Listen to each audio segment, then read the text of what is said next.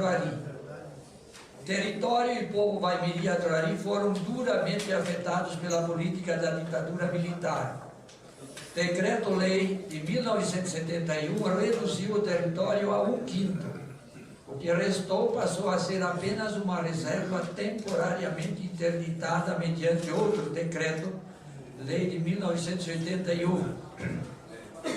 Sem uma comunicação sequer com o povo que ali morava há milênios, os governos estadual e federal decidiram instalar os seus interesses na área sem tomar em conta os interesses dos seus legítimos donos. Energia para a Zona Franca de Manaus e mineração foram os principais objetivos do governo.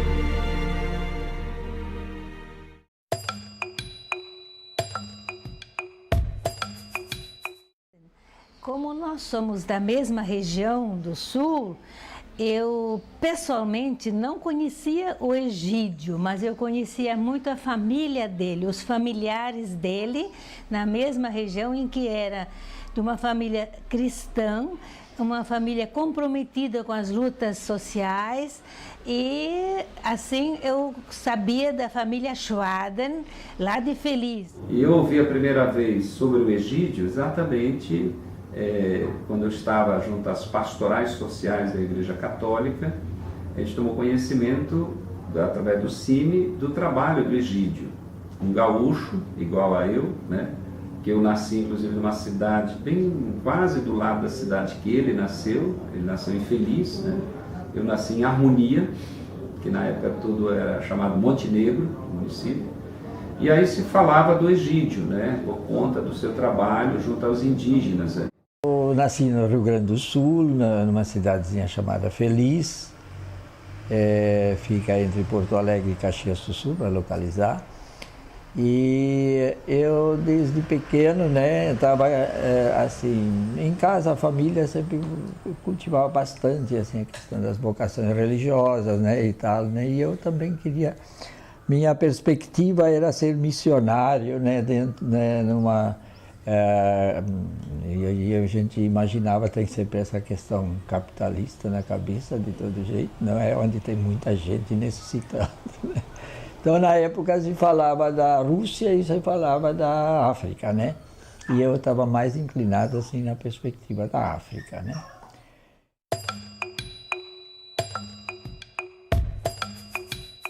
A gente, né, começou a colocar a partir de lá, exatamente baseado em cima do que jogou as linhas de ação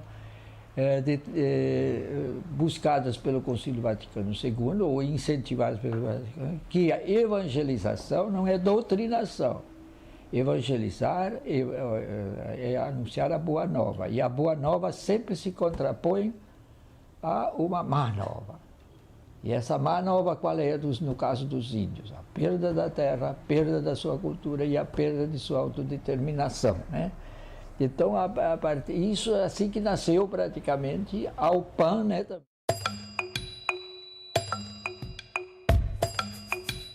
Eu cheguei no CIMI em 78, fui direto para o Purus, né? E o Egídio era uma pessoa já no CIMI de referência para quem chegava pelo trabalho, e ele, na verdade, deu um pouco o norte da atuação do CIMI, que ainda é muito atual, né? E foi uma pessoa extremamente importante na superação de um determinado tipo de missão, né? Uma missão junto aos povos indígenas que estava muito voltada para dentro, para a conquista religiosa dos povos, né? E o Egídio deu um pouco, a partir da sensibilidade dele e de outros missionários com o que estava acontecendo com os povos indígenas, as ameaças, a vida sem garantia de direitos, né? Ele achava que a missão principal seria justamente fazer uma aliança com os povos indígenas em defesa da vida. Inclusive, no mês praticamente que eu deixei a coordenação da UPAM, eu fui convocado para a primeira reunião onde a gente criou o CIMI, né? O secretariado do CIMI. O CIMI já tinha sido criado em 72, não conseguiu entrar no embalo porque o primeiro conselho que nós escolhemos assim, foi de gente muito famosa, experts, todos praticamente com publicação de livros, etc.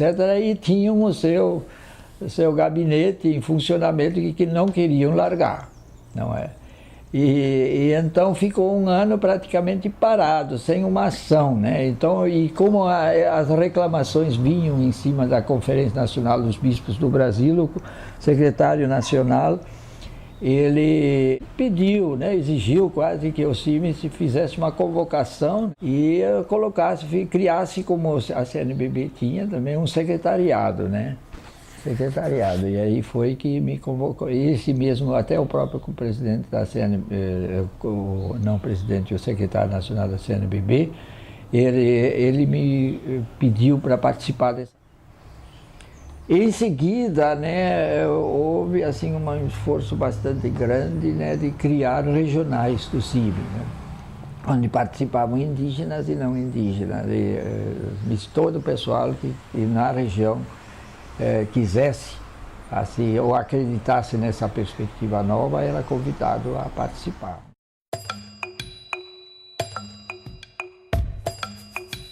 Na verdade, antes de conhecer o Egídio, eu conheci a esposa dele, que fez equipe comigo no Rio Purus, na região lá de Lábrea, com o povo Jarauara. A gente fez uma equipe em 1978. 78 a 80, 79, 80, por aí, a gente ficou na mesma equipe da Doroti, que na verdade, aí ela justamente saiu da equipe porque ia começar um relacionamento mais sério. A Doroti entrou via UPAM, né, no indigenismo, né? E ela é uma pessoa, assim, desde logo, muito radical. Primeiro ela trabalhou no noroeste de Mato Grosso como professora, um ano. Mas logo em seguida foi já para o indigenismo para o Acre, onde ficou coordenadora do CIMI. Então a gente sempre teve principalmente a partir de 1976, assim, muita sintonia e namoro, né, assim, devagarzinho, e dentro das possibilidades onde a gente podia encontrar né, e por carta, né. Então, assim, nos encontros da UPAM, do CIMI, e outros, não é? E foi assim que a gente foi se juntando, né, se conhecendo e se amando até que em 1978 nos juntamos os nossos trapinhos. Não?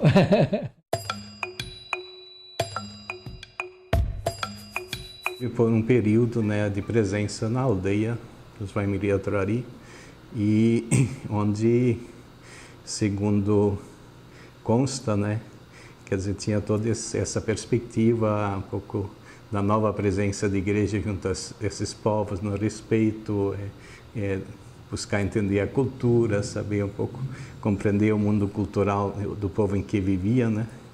Mas chegando na aldeia, os índios, na verdade, não deram tempo para isso, né? Ou você nos ajuda na educação escolar, ou pode ir embora. Já no dia seguinte, a chegada dele, teve que assumir essa tarefa que ele achava que, pela um pouco a sua visão, era aquele que gostaria de entender primeiro, tal, para não ser muito impositivo, para ter esse respeito todo. E aí, quer dizer, foi também um pouco da parte dele, da Doroti, pensar naquele contexto como é que poderia contribuir sem ser uma presença impositiva, porque a escola tem todo esse caráter tradicionalmente de dominação de uma cultura, de uma visão de mundo, etc., e orientado com uma perspectiva muito associada à questão da dominação, da exploração. E aí que um pouco desenvolveram uma perspectiva de alfabetização do povo Waimiri-Atorari muito interessante, e e um pouco onde a metodologia baseada no desenho, etc., contribuiu muito para esse diálogo nesse aspecto com os povos, com o povo Aimiri-Aturari, para que a escola de fato pudesse ser algo complementar às necessidades do próprio povo.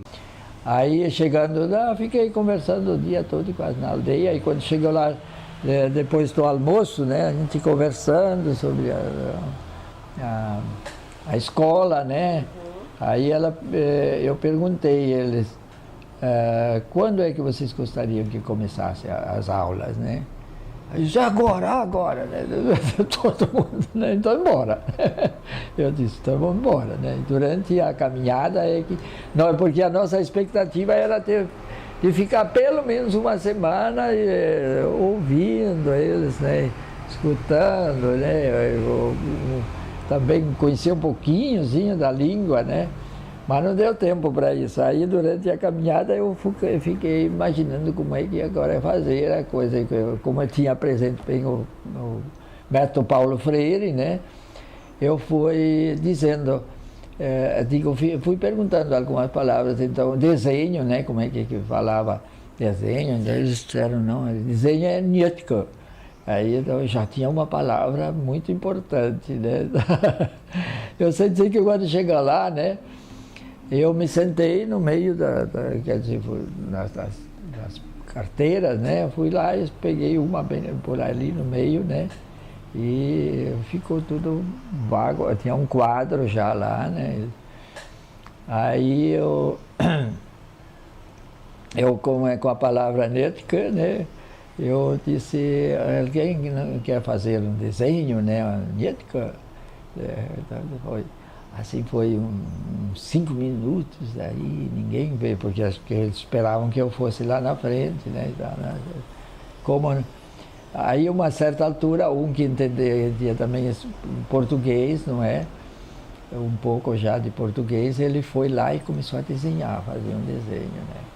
E aí já logo em seguida também um outro, né, foi lá fazer o desenho, porque já viu, né, olha, ele está fazendo desenho, né, foi fazer outra coisa, né, e eu só aceitei, aí daqui a 10 minutos estava 3 ou 4, 5 já fazendo desenho lá, né, em 10 minutos estava cheio o quadro de desenho. E nossa intenção era chegar a criar já logo, inclusive no segundo ano já era para começar, e como tentamos de fato começar uma literatura assim, criar uma literatura assim a deles. E no momento em que a FUNAI nos retirou, nós estávamos discutindo o primeiro livro, né, que teria o título de Nukuá. Eles já tinham escolhido, né, estava praticamente quase já 100 bichos que eles tinham desenhado, né. Nukuá é bichos, né? Cada aldeia tem escolas, são 22 escolas, né? Nosso povo no passado era ágrafo. Hoje precisa nós aprender a escrever a língua portuguesa, mas aprender também, principalmente, para valorizar a nossa cultura e a nossa língua, né? Então, o primeiro ensino que nós aplicamos na sala de aula é a língua materna, que é Yará, que nós chamamos a língua indígena, né?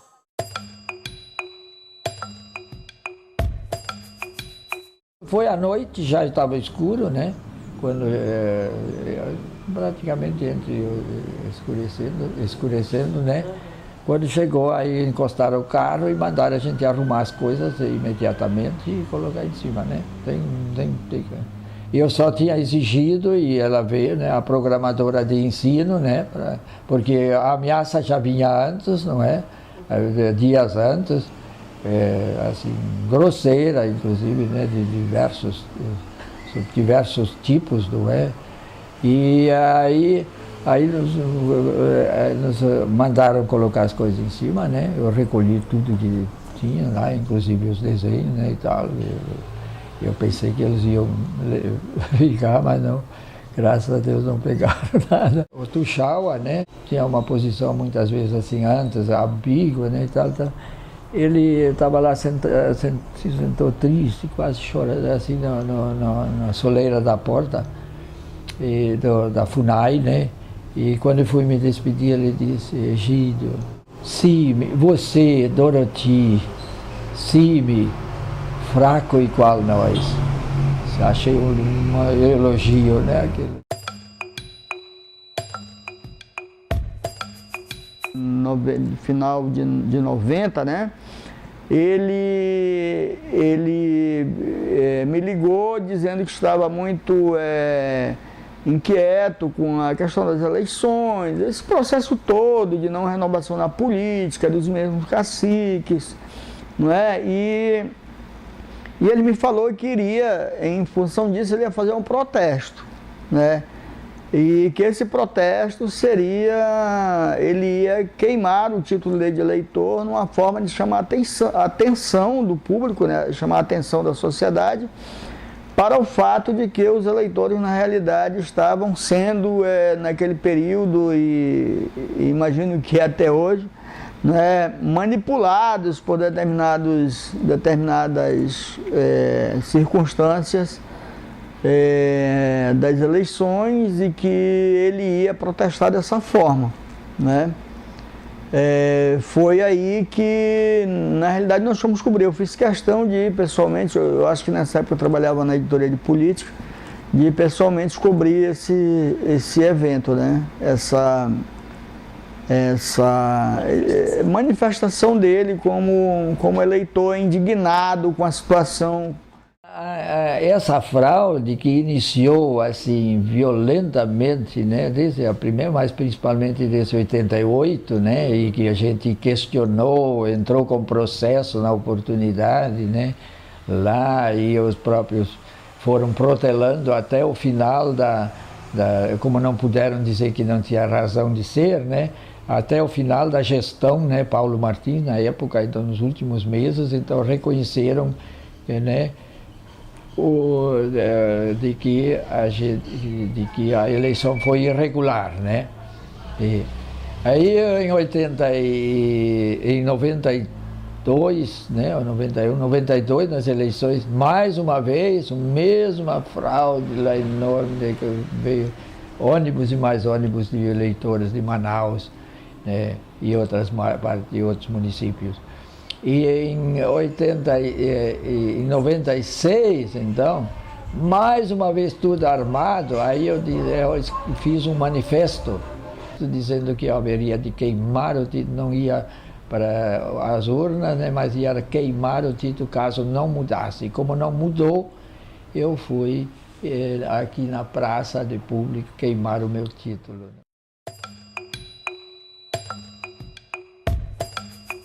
No Amazonas nós formamos também uma comissão. Eu fiz parte, teve alguns políticos, instituições, representações, e o Egídio estava lá presente.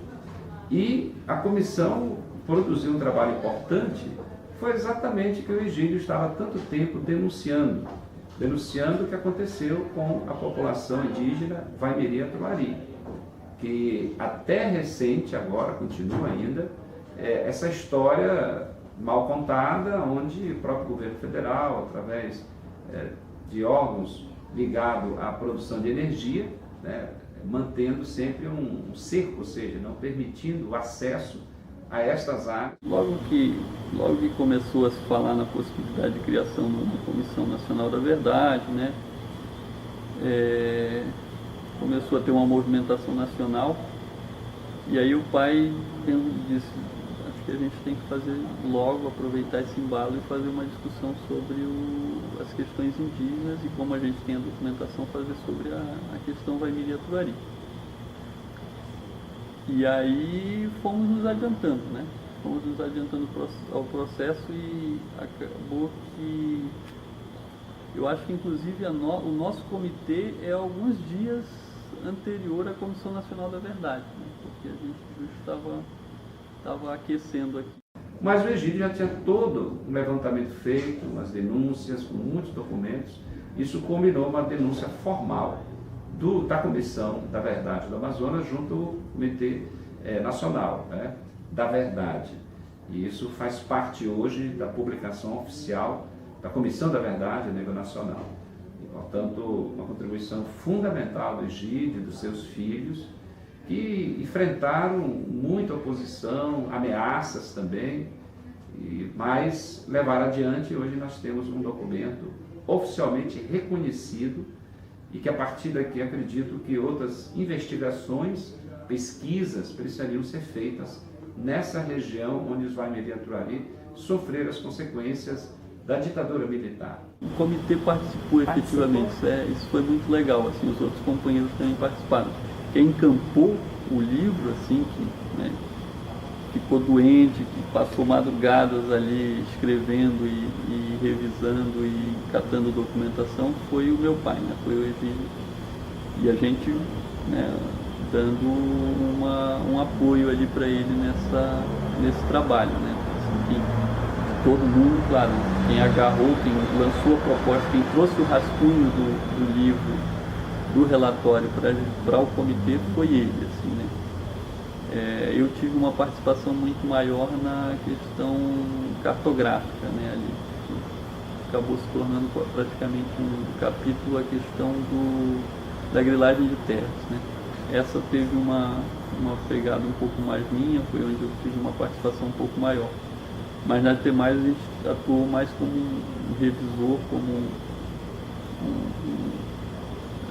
né, tentando melhorar, tentando corrigir alguns dados, do que propriamente como um autor efetivo. A família praticamente que organizou esse livro, né, com base nas nossas experiências e convivência direta. Como família, talvez tenhamos sido a primeira família a conviver com esse povo, não é? Que era simplesmente taxado de muito que cruel, assassino, etc. E como nós vimos, nunca vivemos tão, em outra parte, mais seguros do que convivemos com ele.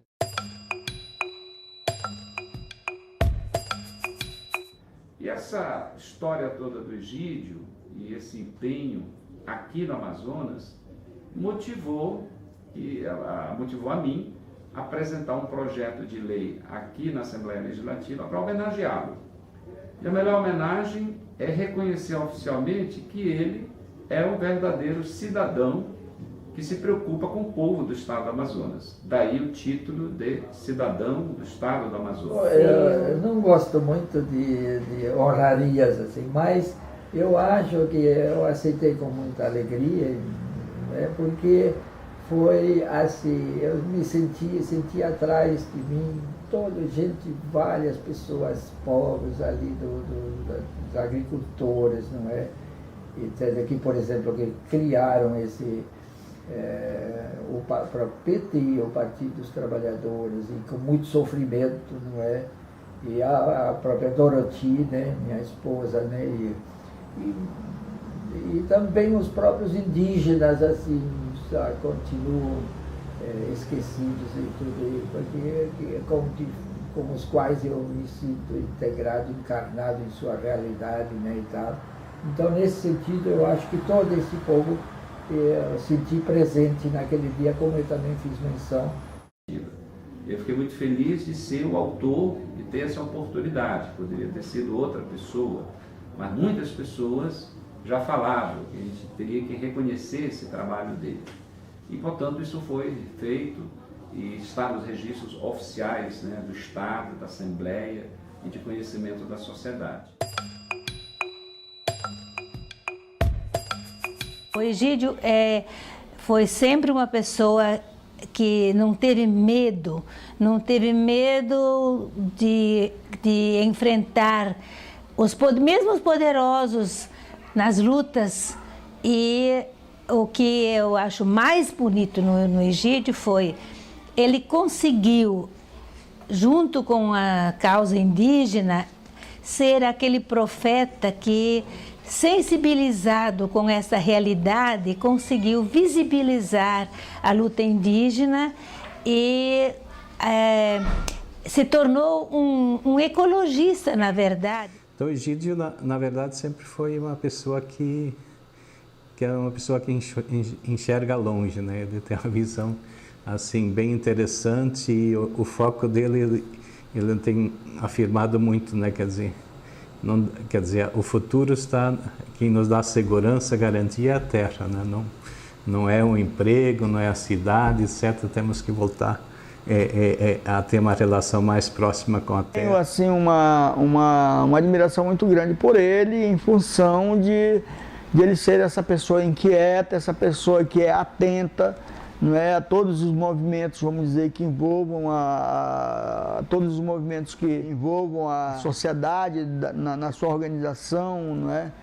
E principalmente a sua preocupação com as pessoas menos favorecidas, com as pessoas, com as minorias. Sempre é bem otimista, sempre muito receptivo, acolhedor, pessoa simples, todo mundo que conhece sabe da simplicidade, uma pessoa que acredita na terra, né, da vida que vem da terra. Essa, né, escolha deles por ter um contato mais direto, né, por viver em alguns momentos da vida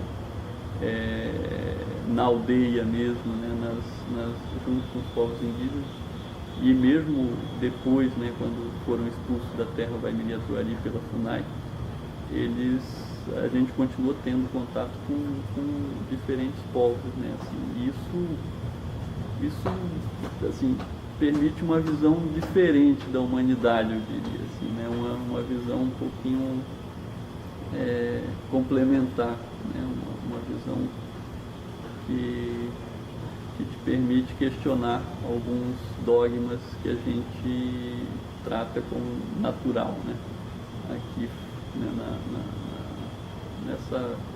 nessa vida ocidentalizada, né, O que é que sempre se espera? Que outros egídios, Schwader, né, Egídio Schwader, surjam, estejam presentes.